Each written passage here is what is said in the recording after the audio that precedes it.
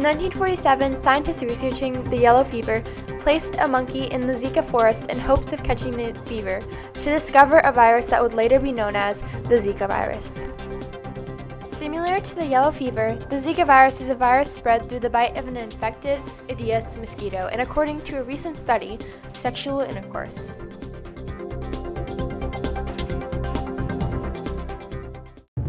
Symptoms of the virus include fever, headaches, rash, muscle and/or joint pain, red eyes, and pain behind the eyes. Although symptoms of the virus can vary greatly, some people may experience all of these symptoms for 2 to 7 days, and many don't even experience the symptoms at all. In fact, according to a Canadian health study, about 1 in 5 people experience illness at all. This makes it extremely dangerous for those who are pregnant, especially because if a pregnant woman is infected, their child is at high risk of being born with birth defects or one of the most common, microcephaly. Microcephaly is the birth defect that makes the child's head a lot smaller in proportion to the rest of his or her body, making the brain small as well.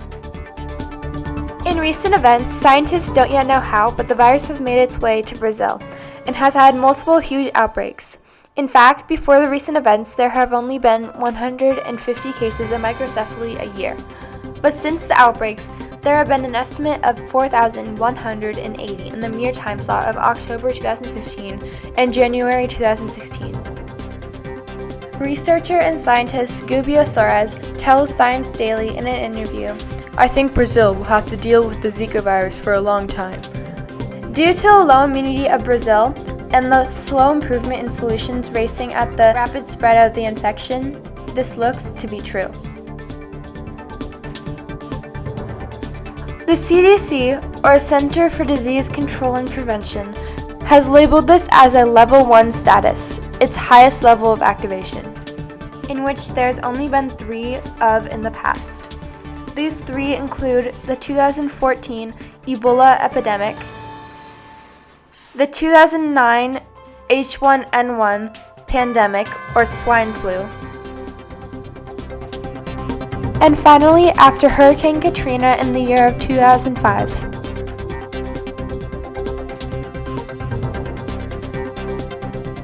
Other than Brazil, at one point in 2015, 45 other countries were infected with the Zika virus, and 59 other cases were unconfirmed. Scientists remain desperate for a solution.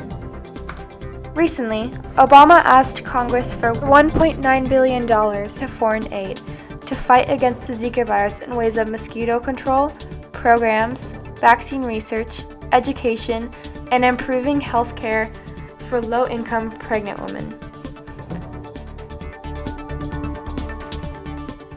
Congress offers less than Obama's proposal, and Obama refuses to take anything but his original proposal.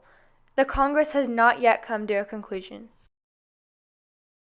Even though there are not any current vaccines available, many possible solutions are being worked on right now. One scientist explains their possible solution. Well, we're looking at a solution that creates a similar blueprint to the West Nile virus vaccine that injects plasmids into the person's body, enabling it to have the benefit of having a DNA code for that virus's antigen. This gives it the ability, we hope, the ability not to be infectious, which turns the body's autoimmune system on to fight the virus overall. Another solution is being looked at by a team in the University of Alberta. Hello, my name is Carlo Montemagno, and I am a scientist and professor at the University of Alberta. We are looking at a handheld test for both Zika and dengue viruses that would enable people to tell without symptoms if you had the disease or not. This would be very useful, even before the symptoms occur, to test whether or not the virus is present.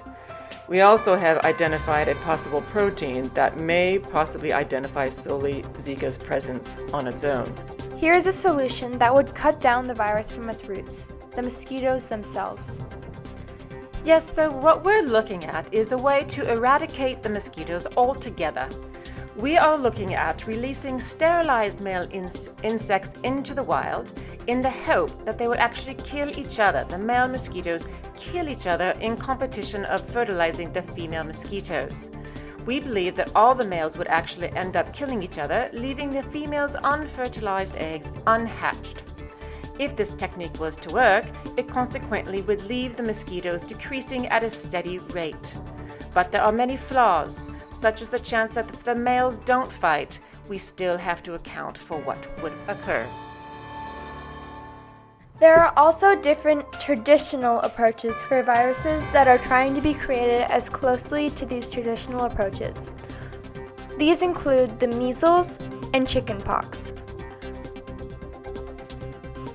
Scientists hope that since the symptoms are similar, the vaccine will be too. Although these are very creative ideas, they all have flaws. One big flaw they have is the little time and the little money they have to create their ideas. As bad as that is, they have to compete with the rapid growth of the virus day by day.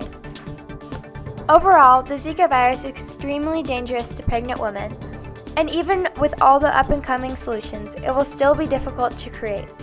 But of course, it is not impossible, especially if Obama gets the money to fund such possible solutions.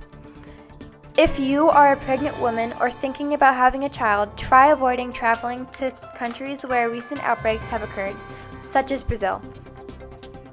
If you're at risk at getting bitten by a mosquito carrying the Zika virus, wear bug spray and fight the bite.